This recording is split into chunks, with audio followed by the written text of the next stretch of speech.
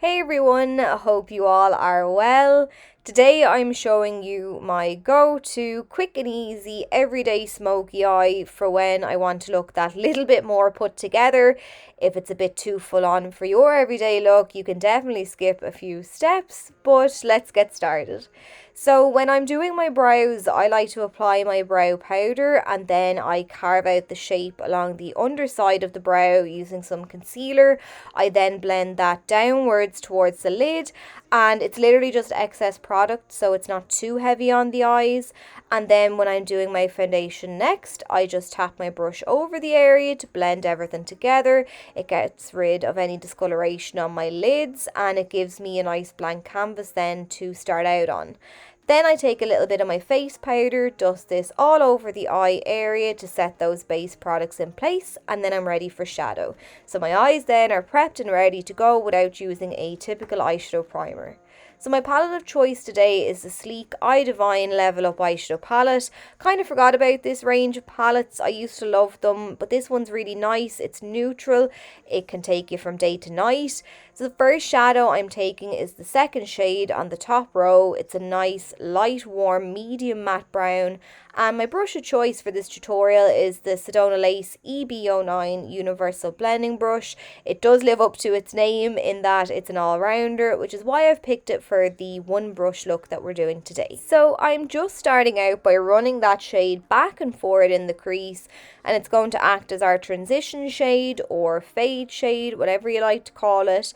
And initially I'm applying it in the crease just about the width of the brush itself, swiping it back and forward, and then when I've less product on my brush, I'm going to move it up a little higher in the crease, using those same blending motions just to fade that shadow out a bit further.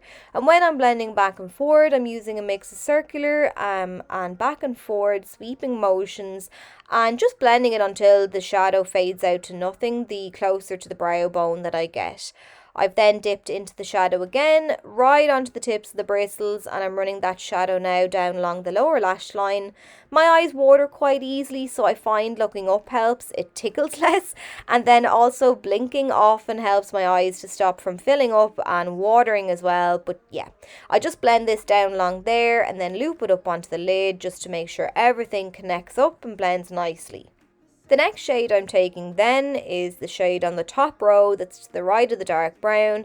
It's a similar tone to the shadow used previously, just a little bit deeper. So I'm loading up this onto the brush once again, tapping it down slightly on the outer third of the eyelid, and then I'm slightly sweeping it towards the centre so that it fades to that point, and then I'm bringing it up into the crease and fading it across. So I don't need to do a whole lot of work with this shade. As you can see, it fades pretty well into the shade that we applied previously, and that's the beauty of blending up your shades from light to dark and also sticking within the one colour family. So the next thing I'm going to do is I'm going to blend that shadow down along the lower lash line using the tip of that brush once again, and I'm taking this about halfway across, just making sure as always to loop it up above and give everything a really good blend so that it fades together. The last shade I'm taking in terms of the browns is that deep dark brown. It's got a matte finish to it as well, and I am tapping and pressing and pushing this shadow down on the outer third of the eye, and then I'm using circular motions just to blend this shadow up to the crease. So again, like with the shade before, and because I used the previous shade, I don't feel I need to do a whole lot of blending because I have that medium toned brown in the crease already, and then paired with the transition shade. So the shades fade nicely from dark to light as you go upwards towards the brow bone. So the dark matte brown fades nicely into the medium toned brown, which then transitions nicely into the light, and then nothing to the closer to the brow bone that we get. So I'm sweeping this shadow then once again down along the lower lash line, and I'm mostly keeping it to the outer third, but obviously making sure that it fades across nicely with those previous shades. And you could very well stop here and just add some mascara and leave that brightness on the inner half of the lid. Kind of looks like an eyeshadow without doing anything at all, and that's because I had a nice blank base to start out with by prepping the lids. But if you like, you can add a bit of a shimmer. How little or how much of this you apply is entirely down to personal preference, but I'm just using the flat side of that brush now to sweep that first shadow in the palette across the lid. It is quite pigmented, a little goes a long way. I'm taking this all the way across the lid, overlapping it slightly with the brown that we applied last, just so the two shades fade into one another. And then let's just say you've gone a little bit ham, you've over applied that shimmer and you want to dull it down like I do here. It's a bit too sparkly for daytime for me at the minute. So I've just wiped off my brush, I've picked up that light matte shade, and now I am lightly tapping it over the top of that shimmery shadow just to tone it down slightly. Then I'm going back to that very dark matte brown. I'm picking up a small amount of this and I'm reapplying it on the outer edge of the eye because I felt I lost a little bit of that depth and definition on the outer edge with all the blending.